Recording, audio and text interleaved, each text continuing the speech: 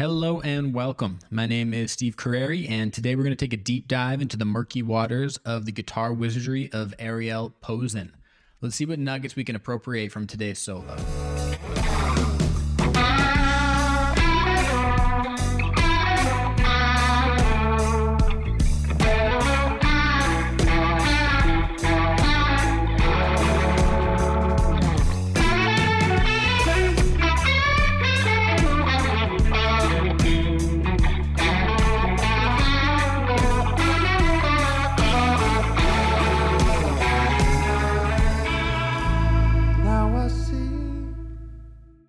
So I've been wanting to tab out some of Ariel's work for a while now, but was always scared off by the dropped open tunings and the crazy slide work. It's kind of like Derek Trucks or Rycuda, where it just seems untouchable for somebody that doesn't play slide or mess around in open tunings much. So I found this solo, and there is no slide work, but it is in a drop C tuning. We're not going to mess around with that. We're going to do this in standard tuning today so that you can take these ideas, bring them to other settings, and use them and expand your vocabulary. First, some housekeeping. Ariel's tuned way down to open C and then capo's back up to make it an open E. So with the capo on, his open strings are E, B, E, G sharp, B, and E. Because his third, fourth, and fifth strings are tuned up, some of his phrasing and fingerings are going to be obviously different than what we're going to be playing in standard tuning, and that's kind of the point. So what could be comfortable for him in his drop tuning might be a little bit of a stretch for us, and vice versa. But that's kind of the point of the video today. I wanted to learn what he was playing and bring some of those licks that normally we wouldn't get to play in standard tuning. They might be a little awkward or uncomfortable, and bring them over to standard so we can adopt them and incorporate them into our own playing. Okay, meat and potatoes time. Today we're playing in the key of A major in 4/4 time.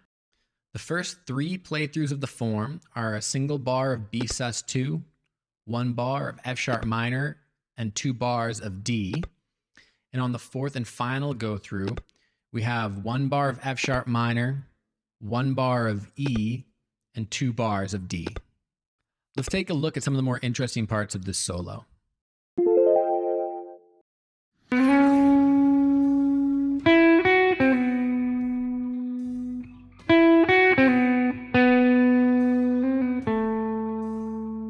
The solo starts out with Ariel working out of the 7th position A major scale, playing over the B sus2 chord. A suspended chord, or sus chord, is a musical chord in which the major or minor third is omitted and replaced with a perfect fourth, a sus4, or a major second, a sus2. The sus chord voicings can have a slight tension around them, like they're waiting and wanting to be resolved.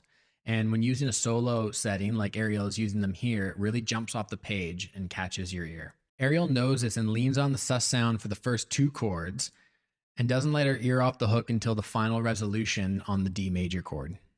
He starts off his solo playing into the first B sus2 chord by sliding into that second or C sharp, and then as the chord changes to F sharp minor, he plays the fourth of F sharp, B, implying the sus4 sound. He keeps us in suspense a little longer by staying on that B note for the underlying chord change to D, making that B the 6th of D, before finally releasing us with a strong resolution on the 5th. Listen to how different the mood of this solo could have been if Ariel targeted the minor third of the first 2 chords during a solo versus the suspended sound. Let's have a listen.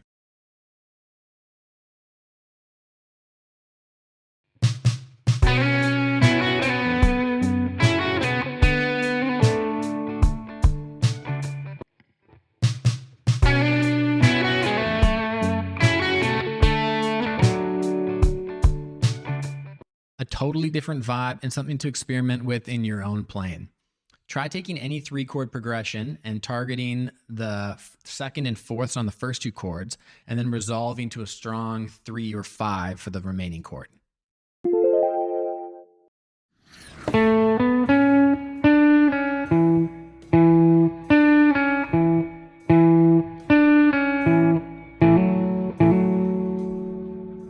We're now ramping up the solo to work towards a climax, and Ariel moves up the neck into the first position A major scale. There's a lot of great stuff here, a lot of great guitar here. This is where you're going to find the John Mayer and Jimi Hendrix double stop stuff. And Ariel leans into that at the end of this one. We run 3 notes up the scale shape, ending on that familiar second or C sharp that we've been leaning on to create tension over the B sus2. He teases the minor third by bouncing off it before landing on the 4th. He repeats the same lick a couple more times over the F sharp minor. And once again, gives us a solid resolution on the D chord with this cool Hendrix double stop. Sidebar, that last Hendrix lick is a cool little inversion that you can slip into your playing all the time. Here I'll show you 2 ways you can find it when playing over major chords. When you are playing a major chord in the A shape like this, you slide up 2 frets to find all these sweet licks.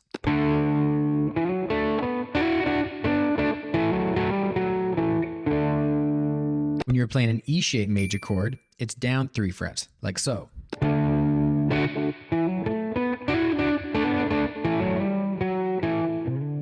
All right, back to the solo at hand. We're going to take the main idea from this last example and put it into a different context so you can see how you can work it into your own playing.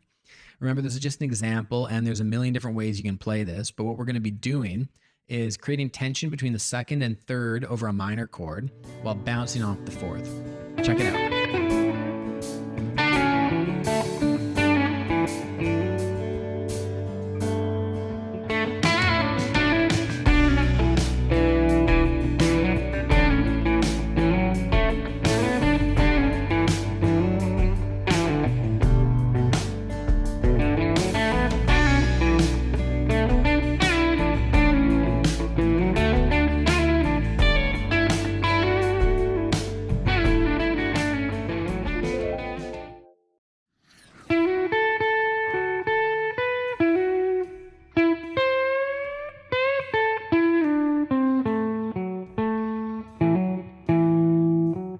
We have reached the climax of the solo, and we're going to push up into the 3rd position A major shape, or you might know this as the major B.B. King box. If you play the blues, you'll know all about this.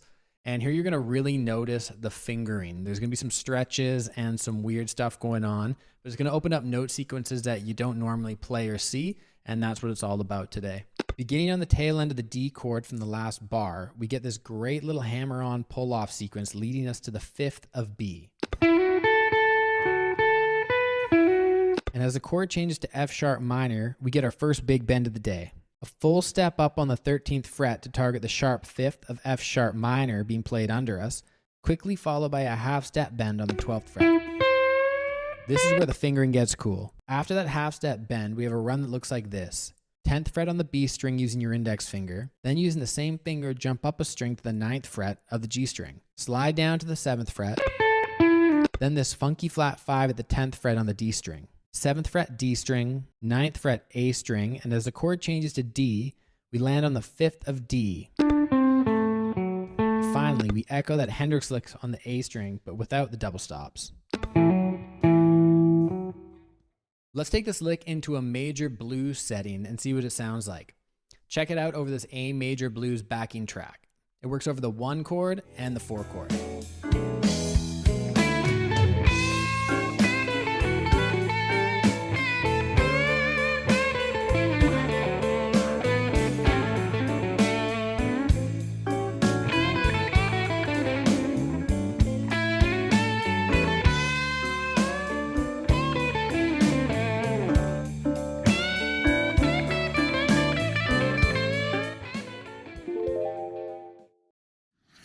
I'm going to leave you with this last little move that Ariel pulls off at the tail end of his solo.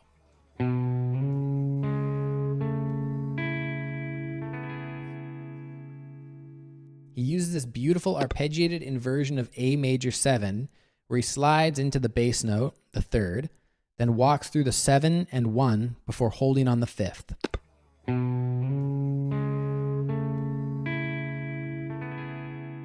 That is all I have for you guys today. Thanks so much for sticking around to the end of the lesson. I hope you learned something that you can bring into your own playing and improvising. Please leave a comment below if you liked it, hit the subscribe button if you want more, and we will see you next week.